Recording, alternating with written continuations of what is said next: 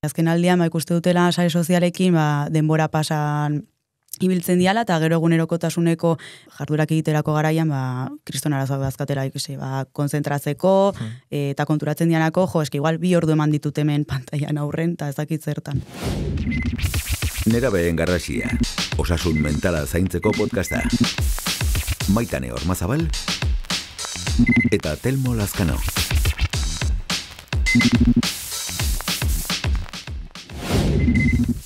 Sare sozialen ordainak, zertuku benetan eskuartean. Kaixo guztioi, Telmo gai interesgarria, eta egin behar duguna da negozioa argitara, ez? Argia jarriko diogu ikusteko zertan datzan, eta autoestimuan duen eragina. Sare sozialetaz ari gara, eta bestelako plataforma digitalez, ez? Eta honetan, jada buru belarri sartzeko, gogoeta batekin hasiko gara. Sarritan egiten duguna da ondorengoa. Zerbait erostera goazenean, mesfidantza bat izaten dugu, izan zapatia batzuk edo bizikleta bat. Nolabaiteko mesfidantza bat sortzen zaigu, ea materiala ona den, prezioarekin bat datorren, kalitate honekoa den, jatorri etikoa duen, eta bar. Baina zer gertatzen zaigu, produktua doainik eskaintzen zaigunean. Sarritan mesfidantza hori desagertu egiten dela, eta hartu egiten dugu. Baina nik ez da izango, bizitzako arlo guztiekin berdin jokatu beharko genukenik, ez? Baina justu, gaur hemen biltzen gaituen honetan, mesfidantza hori erne, ez? Jarraitu beharko luke. Batez ere ondorengo galdera egiten badugu. Zergatik? Zergatik, izugarri garestiak bai mantentzen, bai sortzen, diren aplikazio guzti hauek, eskaintzen zaizkigu gutako orori, momentu oro. Edo agian galdera da nola. Nola liteke, zerbait doainik eskainita, gaur egun, enpresa hauek munduan dauden enpresa aberatsenetan bihurtu izana. Hor da galdera batez, datorkin neri denbora guztian, orduan, nola ari gara ordaintzen? Ez? Orain zuk esan daizun guzti hori doainik balima dator. Inork ez du sentimo bat ordaindu, WhatsApp edo TikTok erabiltzeatik, ez? Baina hor da arazoa, ez? Produktua zuk ordaintzen ez dezunetik, produktua zu bihurtzen zera. Halaxe da, Maitane, beraz guazen ikustera zer den produktu izatea. Eta horretan, argi eta garbi utzi behar duguna da, zein den negozio modeloa, ez? Eta teknikoki izena du atentzioaren ekonomia, bai? Nolabait, oso kontzeptu sendoa mardula da, baina nolabait labur bilduz, ondorengo formularekin adierazi dezakegu, ez? Zenbat eta denbora gehiago pantaiaren aurrean, guanako informazio gehiago eskuratzen dute, hau da, eragin handiagoa dute, eta eragin hori da, hain zuzen gero, salduko dutena. Bestela esan da, pantaiaren aurrean ematen ez dugun, segundu bakoitza beraientzako dira galerak. Bai, eta hor niri galdera badatorkit, Telmo ez, beraientzako galerak balimadia, karo, zuek ere ez, pentsatu pixka bat, gure atentzioa, ez, limitatua da, infinitua da, finitoa da, nolakoa da gure atentzioa? Guk atentzio finito bat daukagu, ez da infinitoa. Orduan, hemen arazo baten aurrean gaude. Hori da, lo imerdeu, lan imerdeu, gure atentzio finitoa da, eta beste galdera da, zenbatek dute negozio modelo, enpresa bakar batek edo askok. Askok. Eta gure atentzioa finitoa den neurrian, eta enpresa askok. Atentzio horren burrukan dauden lez, gertatzen da, lehiakortasun zutsu baten baitan murgiltzen direla, eta inoiz egon ez diren teknika teknologiko da psikologiko eraginkorrenak jarri dituztela martxan. Eta zergatik diot, inoiz egon ez diren teknika eraginkorrenak eratu edo lortu dituztela. Inork inoiz izan ez duen informazio pertsonal kopuru ikaragarri bat dutelako. Metaren kasuan, 2,9 milioi erabiltzaile aktibo, baino gehiago hitz egiten ari gara. Baina galdera hemen agian ondorengoa da, zertarako behar dute horren besteko informazio, datu pertsonal guzti horiek, ez? Eta hemen bi helburu betetzeko erabiltzen da alde batetik, gu pantailan mantentzeko erabiltzen da. Datu kopuru ikaragarri hau, ez?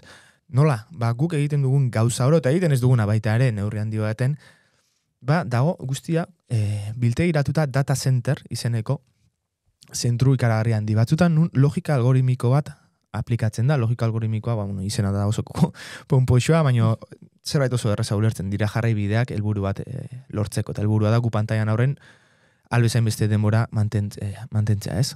Beraz, guanako duten informazio guzti hori, hor, logika algoritmiko horren bitartez aplikatzen da, eta berbidaliko zaigu teknika teknologiko, psikologiko edo eduki zehatzen bat, guri, pertsonalki ez, eragingo diguna pantailaren aurren mantentzeko. Eta oso ona bihurtu dira horretan, ze metodo deduktiboa eta induktiboa jarri dute martxan hortarako. Hau da, induktiboa, zezentzutan, ni neu, Telmo, oso ondo ezagutzen haute ez, nire pasioa zintzu diren, nire gabezia zintzu diren, baina ni bezalako, edo nire ezaugarri oso antzekoa dituzten milioika pertsonen ezagutza dute, eta badakite guzti horiekin zerk eragin duen, positiboki ez, eta zerk ez, eta ondorioz guzti horien ikaskuntza jaso, nire buruzdakin guztia jaso, eta elikatuta ez, logika algoritmiko hori elikatuz, berbidaliko zait teknika edo eduki oso esanguratsu hori lortuko duena, neurri handi baten, ni pantailan aurren mantentzea ez. Era bat, eta hor, bereiek baliatzen dira ez, esango genduken lau puntu ezberdinetaz. Bai, baino hortan sartu aurretik beste helburua da nire ustez garrantzitsua baita ere plazaratzea, eta ondorengoa da, nundi dator dirua. Eta horri erantzuteko jo berdeu data brokersetara. Enpresa batzuk aipatzearen, Action, Equifax, hortzen ditugu. Egiten dutena da, informazio ikaragarri guzti hori, enpaketatu, zailkatu, lista zehatz batzutan, gure izena bizenek, izena bizenak hortxe aurkituko ditugu, bai, izan banandua, izan diabetikoa, izan bestelako informazio pertsonal ikaragarriak, lista zehatz batzutan, pakete batzutan, jartzen dituzte, eta hoiese dira gero, saltzen direnak. Eta nori, egiaz, interesa duen orori. Izan desinformazio agentziei, marketing politikoko agentziei, kontratazio epetan dauden enpresei, mediku seguru pribatuei, eta bar. Horre, ez gara hortan sartuko, baina badago kontzeptu edo nolabaiteko akademikoki baitare, arlo oso potente bat, dela kapitalismo de vigilancia, ekonomia de datos, esaten da gaztelaniaz, eta hortik dator diru sarrera ikaragarria, ez? Eta hori nola lortzen dute, gu pantailan aurren mantenduta neurri handi baten, eta hortarako Maitane zuko ondo adierazten ari zinen bezala, baliabide desberdina dituzte, ez? Bai, ez negozio hori, eta behintzatez gure datu guzti horiek lortzeko, ez? Leheneko gauza baliatzen diena da, gure pertzepzio fisikoaz ikaragarri, ez? Gaina, konturatu barga baina ematen nahi datu hauek nerabezaroan, oraindikan ere, pixu edo, ez, oraindikan ere eragina handiagoa daukatela. Bigarrena gure, ez, barne emozio guzti hoietaz ere baliatzen diazuk esan duzu, ez? Gure ahuldade, gure pasioak, noiz erabiltzen dugu, noiz ez, zergatik zeinekin gaudenean ze ordutan, noiz ez ere, ez? Oso ondo esan dezun bezala, gero ere maitasunaz, ez? Baliatzen dira ikaragarri, eta nerabezaroan gehien eta garrantzia handia daukana, onarpe sozial horretan, ez? Besteen parte izatea, eta bestek ni, ez? Onartzea, orduan, imaginatu justuki, esango genduken gure auskortasuna handiena dauden guzti horietan, baliabide guzti hauek erabiltzen dituzte. Bai, eske maiten hortxe mandezu gakoetako baten nerabezaroan batez ere, guztiatzen dutena ez, da onarpen sozialeko bilaketa edo biologiko evolutibo hori, ez? Eta horretan, zoritxarrez, autoestima da biktima nagusia. Ez, egia da, beti anik ez, esan dugu, beti egon dia popularragoak, eta nolabait apalagoak zirenak, eta aintzat hartzen genuen hori, ez? Baina gaur egun, hauzia ez dago horren beste, ez? Autoestima beti onda onarpen sozialara lotuta, kontua da gaur egun, onarpen sozial hori dagoela erakutzia, eta neurtua.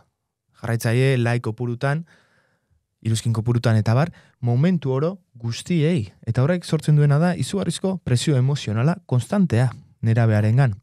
Hogeita laburdo. Eta elikatu beharrekoa.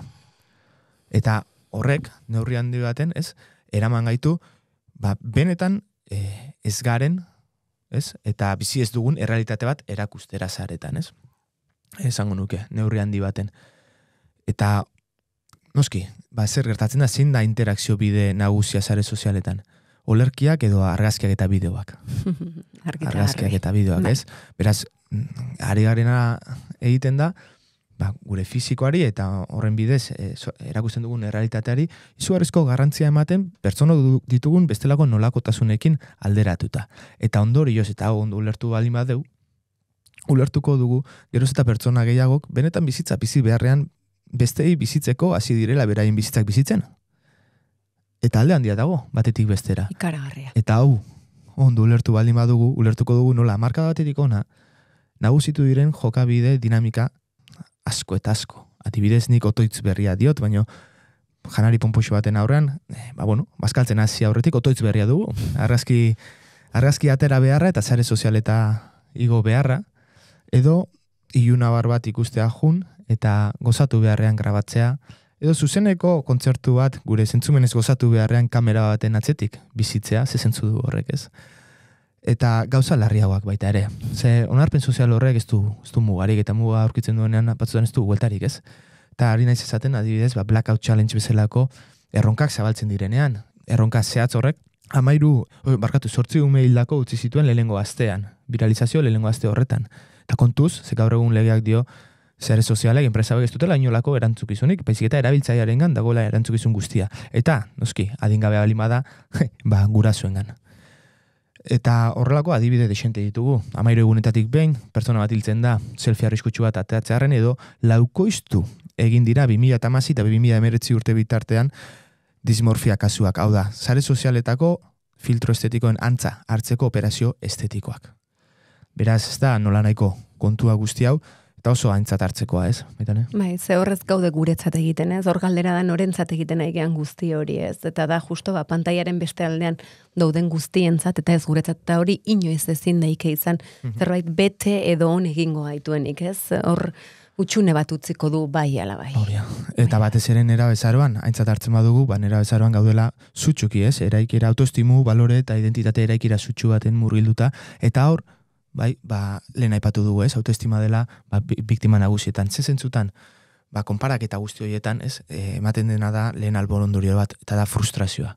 Eta frustrazio hori horrek bi iturburu ditu. Alde batetik nere benetako nia, eta saretan erakutsi behar dudan ni horren artean sortzen den amildegia.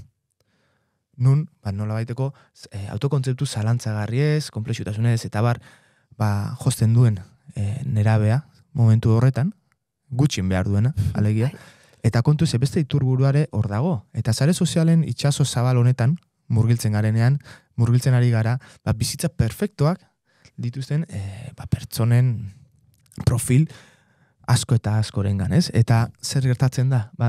Subkontzientean nolabait txertatzen joaten dela mezu garbi baino bortitz bat. Oso arriskutsua. Eta ondorengoa dio, ea niotena izen pertsona bakarra, horren beste irribarre ez duena bere bizitzan, horren beste maitasun kopurua jasotzen izituena, lai kopurutan neurtua noizki, ez? Horren bizitza zoriontxua ez duen pertsona bakarra ote naiz ni. Eta horrei askotan jarraitzen dio ondorengo galdera, zeari naiz gaixi egiten? Beraz, garaikoa ez, eta honetan ere nik uste kontu handiarekin ibili beharko genuke ezin dugu 12 urteko edo 13 urteko edo adin hortako pertsonei eskatu, ezin dutena egin, ez? Momentu horretan behar dutena dira pertsonak eta ez pantaiak. Erabat. Eta, pixka gaia kokatuta eta sakonduta erabat, guazen urrengoz atalera, ez? Maitane, zer dugu, esperoan? Elkarrizketa. Neraben garrasia hitz egiten ari gela, gazte baten, ahotsa jarri nahi dugu, nerabezaroan sare sozialei, sare sozialetan ibilitakoa, esperientzia dauka, eta berari autoestiman nola eragin zion guzti horik. Eta hortarako, Patri daukagu, kaixo Patri? Kaixo. Ongi etorri gurera. Eskerrik asko zuri etortzagatik, eta zure esperientzia seguretzako oso baliagarria da gazte baten ahotsa entzutea, ez? Beren nerabezaroan sare sozialak pilpilan ibilizenean, izan zitun neska bat, orduan. Patri, badoaz gure galdera sortak. Nik izango nuke, zarela, lehenengo belauna aldietakoa, nera bezaroa mugikorra izaten, sare sozialak izaten, eta guan ja, heldu zarela, ez?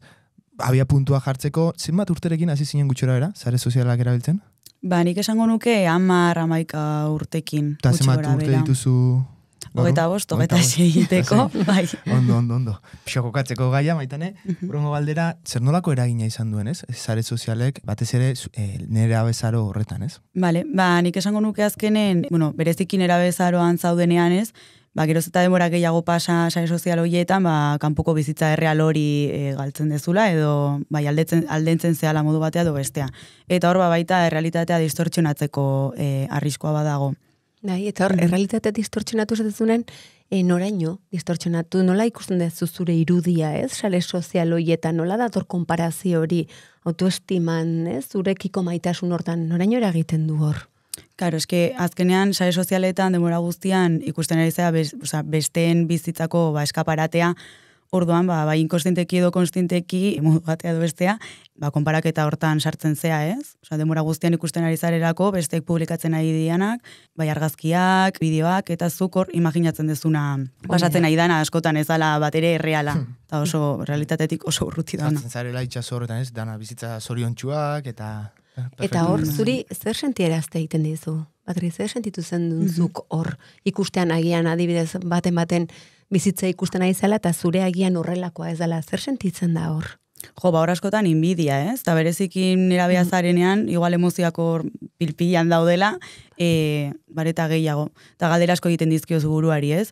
Zergatik pertsona honek ezakit, olako porraldiak ematen ditu ezakit nungo itxasoan, jate baten, ezakit. Osea, hori erreala da, zen noraino, ez? Bolako... Bai, hori autokuestionatzera eramatzen zaitu. Karo, hori da. Eta nimenago lanean, bueno, justo nera bezaroan ez, igual, hori... ikasten, ez? Hori da, baina bai. Bai, eta hor, bueno, zu baiza pixka zure esperientzetik hitz egiten, eta zure inguruan zer ikusi duzu? Zer egin izan du zure inguruan? Zer adibidek dituzu? Joa, nik ikusi detena da, azken finean, adinez berdinetako pertsonek, arazo berdintxoak dazkatela, ez? Justo aurreko azten adibidez bilagunekin honintzan, batek 26 urte dauzke bestek 36, eta biek berdina esaten zuten, azken aldian, ikuste dutela sare sozialekin, denbora pasan ibiltzen diala, eta gero egunerokotasuneko jardurak egiterako garaian, kriston arazoak dazkatela ikusi, konzentratzeko, eta konturatzen dianako, eski igual 2 ordu eman ditut hemen pantailan aurren, eta ez dakit zertan. Oantxe esan dezu, ez dakit zertan. Karo. Bai, ez errabilgarria pixka zuretzako, ez, edo zurekiko. Baina zuk hor bai egin dezula, ez, estrategia bat edo zerbait dezu, Patri, kontatu pixka bat zure esperientzia, zu zer egin dezu? Bai, nik azken aldin adibidez, ikusi dut, egunak damazkitela, gai batekin, buruan, hor tematuta, eta, bueno, gero barne hausnarketa hortan konturatu naiz izan dela baita pantaien eragin hortatik, ez? Orduan, bueno, proba bat inun, eta esan, venga, Instagram, dala kasu hontan niri gehien bat eragin diten sare soziala, hau borratzean hijo, kentzea, eta nere burua probatu, zen muz nagon azkeneko egun. Eta ze pasada? Kriston pakea sentituetela, askatasuna eta lasaitasuna. Eta hasieran, usteko momentuan? Hombre, arraroa da, ez? Mono pixkat.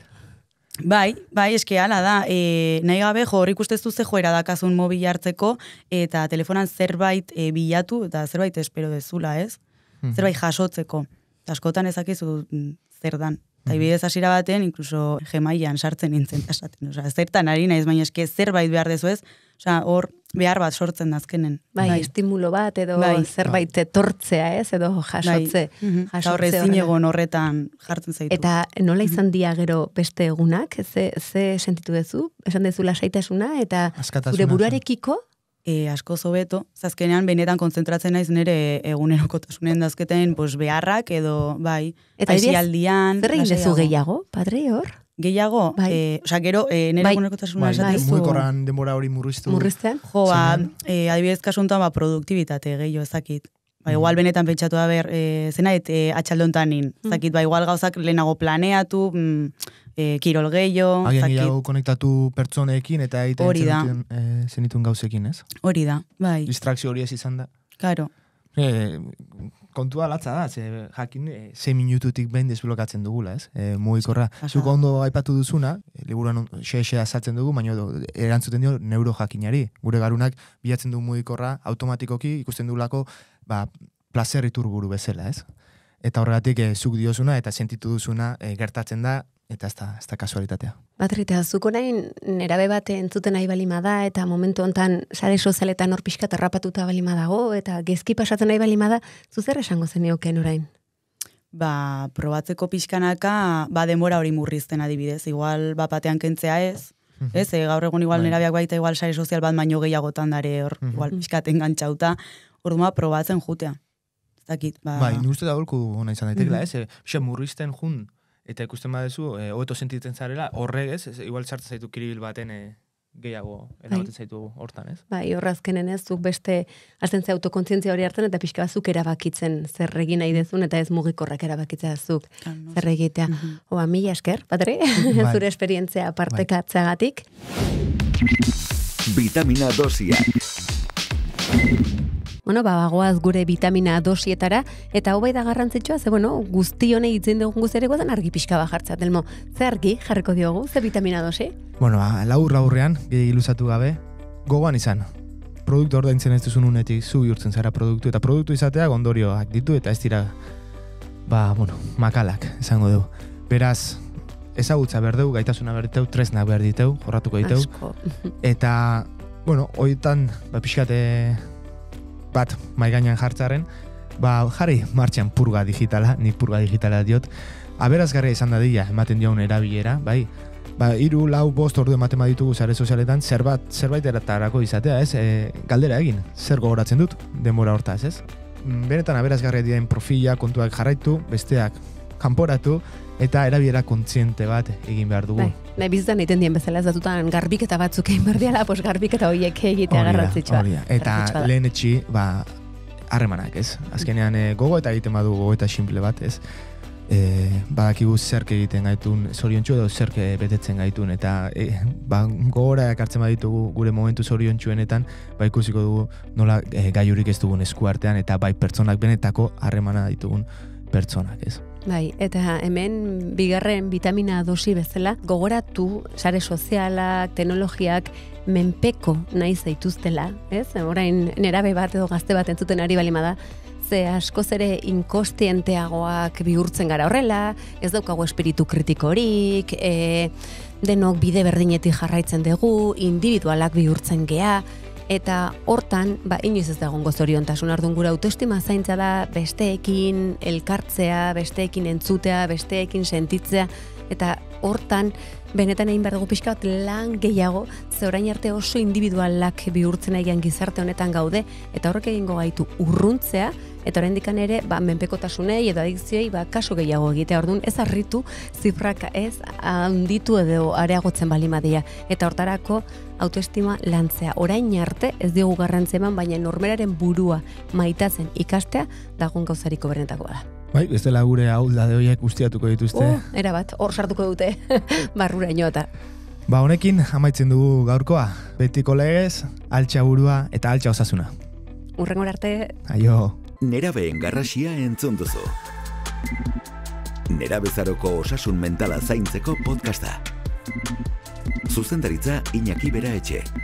Gidoia eta aurkezpena Maitane Ormazabal eta Telmo Lazkano. Irudi grabaketa eta edizioa Xabier Larrañaga. Soinu grabaketa eta montaiak Iñaki Beraetxe. Grafismoa eta postprodukzioa Lander Rallon eta Arantxa Konde. EITB podcasten entzun eta jarraitu dezakezu Nerabeen garrasia. EITBren YouTubeko kanalean ikusi eta zure gustuko plataforman ere topatuko gaituzu. Ondaimen ekoizpena.